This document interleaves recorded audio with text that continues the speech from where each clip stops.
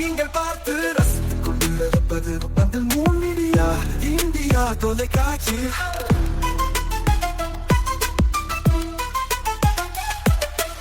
நீங்கள் பார்த்து ரசித்துக் கொண்டிருப்பது உங்கள் மீடியா இந்தியா தொலைக்காட்சி. நீங்கள் பார்த்து ரசித்துக் கொண்டிருப்பது உங்கள் மீடியா இந்தியா தொலைக்காட்சி. நீங்கள் பார்த்து ரசித்துக் கொண்டிருப்பது உங்கள் மீடியா இந்தியா தொலைக்காட்சி.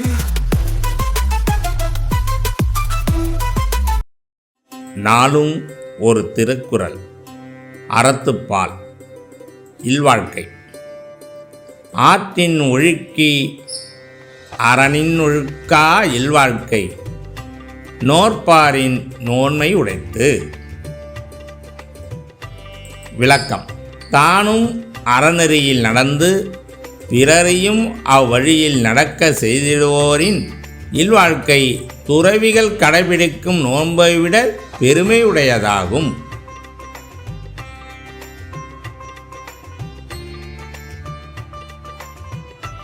வணக்கம்.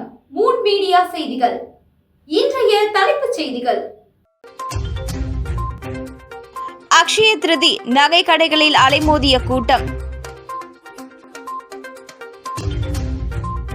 வேலை பளுவால் மன உளைச்சல், உடல்நலக்குறைவால் உதவி ஆய்வாளர் உயிரிழப்பு. காரைக்கால் செபஸ்தியார் ஆலய தேர்பவனி, ஆயிரக்கணக்கான கிறிஸ்தவர்கள் பங்கேற்பு. இனி விரிவான செய்திகள். அக்ஷய திருதிய நாளான இன்று தங்க நகைகளை பொதுமக்கள் ஆர்வத்துடன் வாங்கிச் சென்றனர். இதனால் தங்க நகை கடைகளில் மக்கள் கூட்டம் அலைமோதின. அக்ஷய திருதிய நாளில் நகை, மஞ்சள், கல்லுப்பு ஆகியவை வாங்கி வீட்டில் வைத்தால் வாழ்வில் செல்வம் பெருகும் என்பது ஐதீகம். எனவே இந்நாளில் பெரும்பாலான மக்கள் தங்கம், வெள்ளி, வைர நகைகளை வாங்குவர். அதன்படி இந்த வருடம் அக்ஷய திருதிய நாள் கொண்டாடப்படுவதை முன்னிட்டு பெரும்பாலான மக்கள் நகைகளை வாங்க ஆர்வம் காட்டி வருகின்றனர். பொதுவாக நகைகள் மீது மக்களுக்கு இருக்கும் ஆர்வமே தனிதான். தங்கம், வெள்ளி, வைரம், பிளாட்டினம் என விதவிதமான ஆபரணங்கள் வாங்குவார்கள். இதனால் நகைக்கடைகள் எப்பொழுதும் வாடிக்கையாளர்களால் நிரம்பும். அதே சமயம் மற்ற நாட்களை காட்டிலும் அக்ஷய திருதிய நாளில் தங்கம் வாங்க மக்கள் போட்டி போடுவார்கள். அதற்கு காரணம், இந்த நன்னாளில் நாம் ஆபரணங்கள் வாங்கினால் அது ஆண்டு முழுவதும் வாழ்க்கை செழிப்பாக இருக்கும் என்பது நம்பிக்கை. அதன்படி இன்று அக்ஷய திருதியை முன்னிட்டு தங்கம் வாங்கினால் தங்கத்தின் சேமிப்பு அதிகரிக்கும் என்றும் அல்ல குறையாது என்ற நம்பிக்கை மக்களிடையே இருந்து வருகிறது. அக்ஷய திருதிய நாளினை முன்னிட்டு புதுச்சேரி நேரு வீதியில் உள்ள ராம் தங்க நகை மாளிகையில் மக்கள் நகைகளை வாங்க அதிக அளவு ஆர்வம் காட்டி நகைகளை வாங்கி சென்றனர். அக்ஷய திருதியை முன்னிட்டு சிறப்பு தள்ளுபடி விற்பனையும் செய்யப்பட்டது குறிப்பிடத்தக்கது. காரைக்கால் கலெக்டர் அலுவலக பாதுகாப்பு அதிகாரி திடீர் மரணம், பணிச்சுமையால் உயிர் போனது. 45 வயதுடைய வேல்முருகன் ஏஎஸ்ஐ தொடர்ந்து 30 நாட்களுக்கு மேல் காரைக்கால் கலெக்டர் அலுவலகத்தில் இரவு பணி பார்த்து வந்த காரணத்தினால் மூளைக்கு போகும் நரம்பு ரத்த அழுத்தத்தால் பாதிக்கப்பட்டு தனியார் மருத்துவமனையில் தீவிர சிகிச்சைக்கு கடந்த 17ஆம் தேதி அனுமதிக்கப்பட்டு இருந்தார். மறுநாள் சிகிச்சை பலனின்றி 18ஆம் தேதி மரணம் அடைந்தார். காரைக்காலில் பணிபுரிந்து வருகின்ற IRBN காவல்துறையினரை 40 வயது கடந்தும் ஏஎஸ்ஐ பதவி உயர்வு அடைந்த பிறகும் ஆள் பற்றாக்குறை என்ற பொய்யான காரணத்தை கூறி இன்றும் பாதுகாப்பு பணி செய்ய கட்டாயப்படுத்துகிறார்கள்.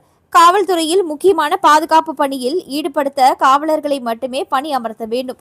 அதுவும் ஒரு பாதுகாப்பு பணி செய்ய 4 காவலர்கள் சுழற்சி முறையில் பார்க்க வேண்டும்.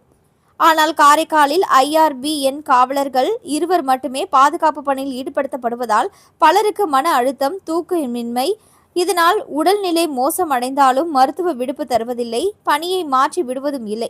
பலமுறை இங்கு உள்ள காரைக்கால் IRBN படைப்பிரிவுக்கு பொறுப்பு அதிகாரியாக செயல்பட்டு வரும் அசிஸ்டன்ட் கமாண்டர் தமிழ்தாசன் அதிகாரியிடம் எடுத்து கூறியும் அலட்சியமான நிர்வாகத்தன்மையால் இதன் காரணமாக தற்பொழுது ஒரு உயிர் பறிபோய் உள்ளது. இது காரைக்கால் மற்றும் புதுச்சேரி IRBN காவலர்கள் மத்தியில் சோகத்தையும் கண்ணீரையும் வரவழைத்து உள்ளது. IRBN காவல்துறையினர் அடிப்படை வசதி, பதவி உயர்வு, சம்பள விகிதம், பணி சம்பந்தமான பிரச்சனைகளுக்கு தீர்வு காணப்படாமல் 20 ஆண்டுகளாக புறம் தள்ளப்படுகிறார்கள். இதனால் ஏற்படும் உயிர் பலிகளை தடுக்க உடனடியாக IRBN காவலர்களுக்கு தீர்வு கிடைக்க செய்ய வேண்டும்.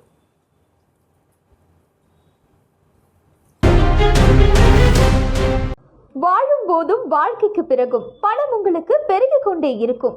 அனைவருக்கும் புதிய வாய்ப்பு. நீங்கள் உழைக்கும் குணம் கொண்டவரா? அப்படியானால் நீங்கள் நேர்மையுடன் முதலீடு இல்லாமல் சம்பாதிக்க அரிய வாய்ப்பை நாங்கள் தருகிறோம். மேலும் எரிவாயு godown, super market, solar plant அமைத்து பணம் சம்பாதிக்கலாம். முக்கியமாக முதலீடு இல்லாமல் வருமானம் வரும் வாய்ப்பு. வயது வேறுபாடின்றி, கல்வி தகுதியின்றி அனைவரும் இணைந்து பணம் சம்பாதிக்கலாம். வாருங்கள், LDBS பஜார் உங்களை அன்போடு வரவேற்கிறது.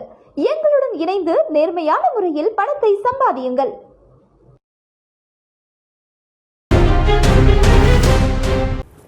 காரைக்கால் பாரம்பரிய மையம் தொடக்கம். உலக பாரம்பரிய தினத்தை ஒட்டி நிறவியல் ஆர்வலர் அஷ்ரப் அலி காரைக்கால் பாரம்பரிய மையம் தொடக்கம். வருடந்தோறும் ஏப்ரல் 18ஆம் தேதி சர்வதேச பாரம்பரிய தினமாக கடைபிடிக்கப்பட்டு வருகிறது. 1982ஆம் ஆண்டு இந்த நாளில் சர்வதேச நினைவு சின்னங்கள் மற்றும் தலங்கள் கவுன்சில் நிறுவப்பட்டது. ஐக்கிய நாடுகள் கல்வி, அறிவியல் மற்றும் கலாச்சார நிறுவனம் 1983ஆம் ஆண்டு வழங்கிய ஒப்புதலின் அடிப்படையில் இந்த நாள் உலகளவில் அனுசரிக்கப்படுகிறது. கலாச்சார மற்றும் இயற்கை பாரம்பரியங்களை பாதுகாக்கும் பொது பொறுப்பை மீண்டும் உறுதிப்படுத்த இந்த நாள் உதவுகிறது. நினைவு சின்னங்கள், பாரம்பரியங்கள் மற்றும் இயற்கை வளங்களை எதிர்கால தலைமுறையினர்களுக்காக பாதுகாப்பதன் அவசியம் இது வலியுறுத்தப்படுகிறது. பொதுமக்கள், கல்வி நிறுவனங்கள் மற்றும் அரசு அமைப்புகள் இணைந்து விழிப்புணர்வு ஏற்படுத்தி பாதுகாப்பு நடவடிக்கைகளில் ஈடுபடுவதற்கான நோக்கத்திற்கு இந்த நாள் முக்கியத்துவம் அளிக்கிறது. மறுபுறம் பண்டைய கால பாரம்பரிய கலாச்சார, கலை மற்றும் பண்பாட்டு சின்னங்கள் விளங்கும் அரும்பொருட்கள் திருடப்படுவது, ஊழல், கொள்ளையடிக்கப்படுவது, கடத்தப்படுவதால் வரலாற்று சுவடுகள் காணாமல் போய்க் கொண்டிருக்கின்றன. இருப்பினும் பல செயற்பாட்டாளர்கள் தங்களது சொந்த ஆர்வத்தின் காரணமாக பாரம்பரிய பொருட்களை பாதுகாத்து வருகின்றனர். அந்த வகையில் நிரவி கிராமத்தில் மேலராஜா வீதியில் வசிக்கும் அஷ்ரப் அலி தனது இல்லத்தையே அருங்காட்சியகமாக மாற்றி காரைக்கால் பாரம்பரிய மையம் என்ற பெயரில் உலக பாரம்பரிய தினத்தன்று தொடங்கினார். அவர் அனைவரையும் வரவேற்று பேசுகையில், தனது தந்தை காலத்திலிருந்தே ஏற்பட்ட ஆர்வத்தின் காரணமாக பழைய வீடுகள், பழம்பொருள் அங்காடிகள், குப்பை திடல்கள் போன்ற இடங்களில் இருந்து அரிய பண்டைய கால பொருட்கள் மற்றும் பழமையான சிறப்பு பொருட்களை சேகரித்து கடந்த 50 ஆண்டுகளாக பாதுகாத்து வருவதாக தெரிவித்தார். அவரை ஊக்குவிக்கும் விதமாகவும் அவரை போல பலரும் பாரம்பரியத்தை காக்க தூண்டவும் இந்திய ஊழல் எதிர்ப்பு இயக்கத்தினர் அவரை பாராட்டி சிறப்பித்தனர். இயக்கத்தின் தலைவர் ஆனந்தகுமார் நிகழ்ச்சிக்கு தலைமை தாங்கி பேசுகையில், புதுச்சேரி அரசு அஷ்ரப் அலியை அங்கீகரிக்கும் வகையில் விருது வழங்க வேண்டும் என்றும் அந்த மையத்தை பயன்படுத்தி பள்ளி மற்றும் கல்லூரி மாணவர்களுக்கு விழிப்புணர்வு ஏற்படுத்த நடவடிக்கை எடுக்க வேண்டும் என்றும் தெரிவித்தார். புதுச்சேரி அரசின் கலை மற்றும் பண்பாட்டுத்துறையின் தகவல் அதிகாரி திருமேனி செல்வம் சிறப்பு விருந்தினராக கலந்து கொண்டு மையத்தை திறந்து வைத்தார். மேலும் அதே துறையில் தகவல் உதவியாளர் கென்னடி தாஸ் பங்கேற்றார். தொடங்கப்பட்ட பாரம்பரிய மையத்தில் சுதந்திரத்திற்கு முற்பட்ட இந்தியா, சுதந்திர இந்தியா, கிழக்கிந்திய கம்பெனி ஆட்சி காலம், அமெரிக்கா, மத்திய கிழக்கு ஐரோப்பா, ஆப்பிரிக்கா உள்ளிட்ட 100க்கும் மேற்பட்ட நாடுகளை சேர்ந்த பழங்கால தபால் தலைகள் காட்சிப்படுத்தப்பட்டிருந்தன. மேலும் பறவைகள், விலங்குகள், சுற்றுலா தலங்கள், அரசியல் தலைவர்கள் போன்ற பல்வேறு தலைப்புகளின் அடிப்படையில் வகைப்படுத்தப்பட்ட 1,00,000க்கும் மேற்பட்ட தபால் தலைகள் இடம்பெற்றிருந்தன. அதேபோல 100க்கும் மேற்பட்ட நாடுகளின் பழங்கால நாணயங்கள், ரூபாய் நோட்டுகள், சோழர் காலத்து காசுகள், கிழக்கிந்திய கம்பெனி ஆனாக்கள், ஆற்காடு நவாப் நாணயங்கள் ஆகியவையும் காட்சிக்கு வைக்கப்பட்டிருந்தன. மேலும் பழங்கால பலவகை விளக்குகள், விவசாய கருவிகள், மரத்தால் செய்யப்பட்ட பெட்டகங்கள், இரும்பு பெட்டிகள், நகை பெட்டிகள், கண்ணாடி பொருட்கள் ஆகியவை இடம்பெற்றிருந்தன. மக்கா நகரில் உள்ள மஸ்ஜித் அல் ஹராம் பள்ளி வாசலுக்குள் அமைந்துள்ள ஜம்ஜம் கிணற்றிலிருந்து சுமார் 60 ஆண்டுகளுக்கு முன்பு கொண்டுவரப்பட்ட புனித நீரும் காட்சிப்படுத்தப்பட்டது. இதனைத் தொடர்ந்து காரைக்குடி சமையல் பாத்திரங்கள், மரத்திலான பல்லாங்குழி, செம்பினால் செய்யப்பட்ட சொப்பு சாமான்கள் எனப்படும் பழங்கால விளையாட்டு சாதனங்கள், பல வகை கடிகாரங்கள், பேனாக்கள், சிகரெட் லைட்டர்கள், பல வகை போர் ஆயுதங்கள், மண் பாண்டங்கள், போர்சலின் கிண்ணங்கள், பழங்கால ரேடியோ, கேமரா மற்றும் வீடியோ கருவிகள் போன்ற எண்ணற்ற அரிய புராதன பொருட்கள் காட்சிப்படுத்தப்பட்டிருந்தன. இந்திய ஊழல் எதிர்ப்பு இயக்கத்தின் நிர்வாகிகள் மோகனசுந்தரம், வினோத், ஸ்ரீதர், சுந்தர் உள்ளிட்ட பலர் திரளாக கலந்து கொண்டு அருங்காட்சியகத்தை பார்வையிட்டனர். இறுதியில் நிகழ்ச்சியில் பங்கேற்ற அனைவருக்கும் ராஜா பாலு நன்றி தெரிவித்தார். இப்ப பிறந்த குழந்தை கூட இல்ல வாயில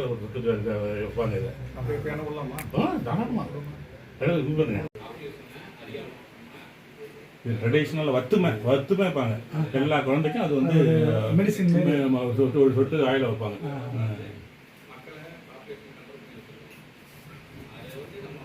ஒற்றுமை கனெக்ஷன் இருக்கு. சாப்பாடு விஷயத்துலேருந்து மெட்டீரியல்லேருந்து எல்லாமே இருக்கு. இதெல்லாம் அந்த ஐட்டம். இது நான் மருந்து அடிக்கிறது, பிள்ளை பித்தவங்களுக்கு மருந்து அடிக்கிறது, இது வெற்றிலை பாக்கு அடிக்கிறது, இது செம்பு. இந்த செம்பை தூக்கி பாருங்க, சார். அது ஊதி சேர்ந்தது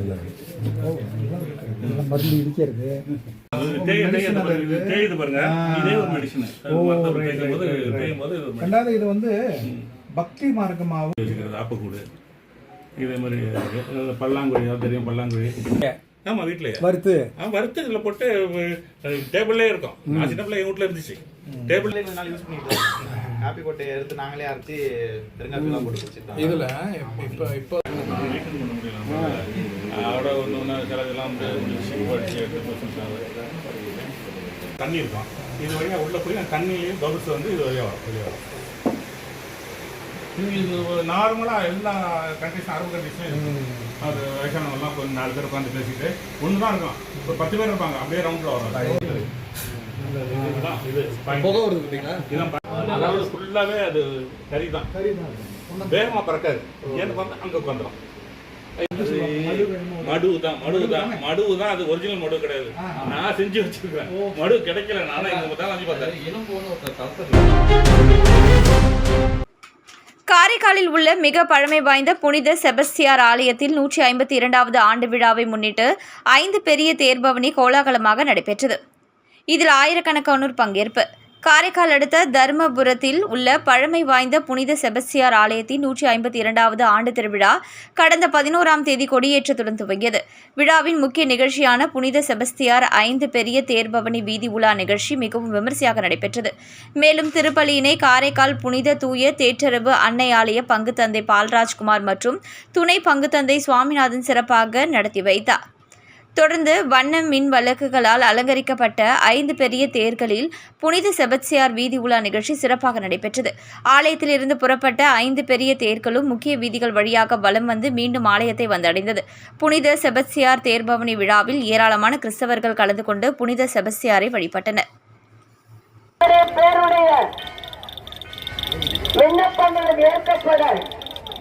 இந்த பகுதியில் இருக்கின்ற அத்தனை மக்களே வளாகத்திலே வந்திருக்கிறார்கள். கடந்த ஆண்டு முழுவதும் பெற்ற நன்மைகளை நினைந்து நன்றி கூறவும், தொடர்கின்ற ஆண்டிலே செபஸ்தியாருடைய பகுதி பேசுவதற்கு தேவை. இந்த வருடம் முழுவதும் எங்கள் குடும்பத்திலே இந்த பகுதியில் கலந்து கொள்கின்ற ஒவ்வொரு மக்களும் உள்ளத்தில் அமைதியும் மகிழ்ச்சியும் பெற்றுக் கொள்ளும்படியாக சிறப்பாக ஒப்புக்கொள்கிறேன். ஆண்டவரே, இந்த பகுதிக்காக வாழும் போதும் வாழ்க்கைக்கு பிறகும் பணம் உங்களுக்கு பெருகிக் கொண்டே இருக்கும். அனைவருக்கும் புதிய வாய்ப்பு. நீங்கள் உழைக்கும் குணம் கொண்டவரா? அப்படியானால் நீங்கள் நேர்மையுடன் முதலீடு இல்லாமல் சம்பாதிக்க அரிய வாய்ப்பை நாங்கள் தருகிறோம். மேலும் எரிவாயு godown, super market, solar plant அமைத்து பணம் சம்பாதிக்கலாம். முக்கியமாக முதலீடு இல்லாமல் வருமானம் வரும் வாய்ப்பு. வயது வேறுபாடின்றி, கல்வி தகுதியின்றி அனைவரும் இணைந்து பணம் சம்பாதிக்கலாம். வாருங்கள், LDBS பஜார் உங்களை அன்போடு வரவேற்கிறது. எங்களுடன் இணைந்து நேர்மையான முறையில் பணத்தை சம்பாதியுங்கள்.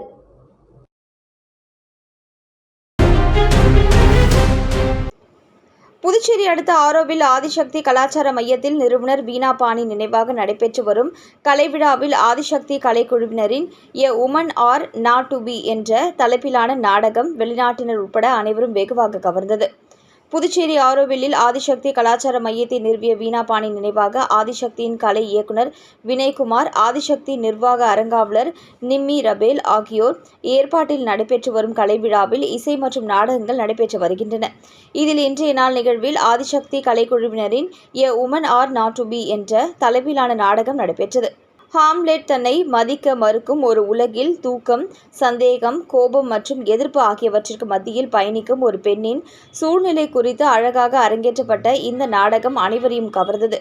ஆதிசக்தியின் கலை இயக்குனர் வினய்குமார் எழுதிய, இயக்கி நடித்த இந்த நாடகத்தில் ஆதிசக்தி நிர்வாக அரங்காவலர் நிம்மி ரபேல் மற்றும் கலைஞர்கள் பலர் தங்களது நடிப்பை வெளிப்படுத்தினர். இதில் புதுச்சேரி மட்டுமல்லாமல் வெளிமாநில, வெளிநாடுகளிலிருந்து 100க்கும் மேற்பட்ட பார்வையாளர்கள், கலைஞர்கள் கலந்து கொண்டு நிகழ்ச்சியை கண்டு ரசித்தனர். சுமார் 1 மணி நேரத்திற்கு மேலாக தங்களின் நடிப்பு திறமை மூலம் ரசிகர்களை ரசிக்க வைத்தனர். நிகழ்ச்சி முடிந்ததும் பார்வையாளர்கள் கைத்தட்டி மகிழ்ச்சியை வெளிப்படுத்தி உற்சாகமடைந்தனர். காரைக்கால் அடுத்த கிளிஞ்சல்மேடு மீனவ கிராமத்தை சேர்ந்த வீரவேல் என்பவருக்கு சொந்தமான விசைப்படகில் காரைக்கால் மற்றும் தமிழக பகுதியை சேர்ந்த 12 மீனவர்கள் கடந்த 9ஆம் தேதி காரைக்கால் மீன்பிடி துறைமுகத்தில் இருந்து மீன்பிடிக்க சென்றுள்ளனர்.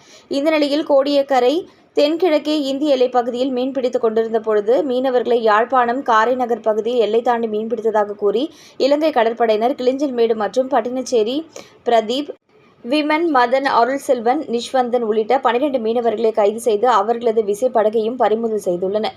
மேலும் கைது செய்யப்பட்ட இலங்கையில் உள்ள மீனவர்களுக்கு காரைக்கால் அடுத்த பட்டினச்சேரி மீனவ கிராமத்தை சேர்ந்த 5 மீனவர்கள் கடந்த ஒரு வாரத்திற்கு முன்பு இலங்கை கடற்படையினரால் எல்லை தாண்டி மீன் பிடித்ததாக கைது செய்யப்பட்டனர். மேலும் அந்த குடும்பத்தை நேரில் சென்று சந்தித்து பாஜக பட்டியலணி தலைவர் TKSM மீனாட்சி சுந்தரம் ஆறுதல் தெரிவித்து அவர்களது குடும்பத்தினருக்கு தேவையான மளிகை பொருட்களை கொடுத்து உதவி செய்தார். மேலும் இந்நிகழ்வில் திருப்பட்டினம் பகுதி மீனவ அணி தலைவர் சுரேஷ், ஆறுமுகம், மனு, சதீஷ் மற்றும் நிர்வாகிகள் உடன் கலந்து கொண்டனர். மீண்டும் இன்றைய முக்கிய செய்திகள். அக்ஷய திருதி நகை கடைகளில் அலைமோதிய கூட்டம். வேலை பளுவால் மன உளைச்சல், உடல்நலக்குறைவால் உதவி ஆய்வாளர் உயிரிழப்பு. காரைக்கால் செபஸ்தியார் ஆலய தேர்பவனி, ஆயிரக்கணக்கான கிறிஸ்தவர்கள் பங்கேற்பு. இத்துடன் செய்திகள் நிறைவடைந்தன. வணக்கம். செய்திகளை உடனுக்குடன் தெரிந்து கொள்ள மூன் மீடியா வாட்ஸ்அப் சேனலுடன் இணைந்திருங்கள். நன்றி, வணக்கம்.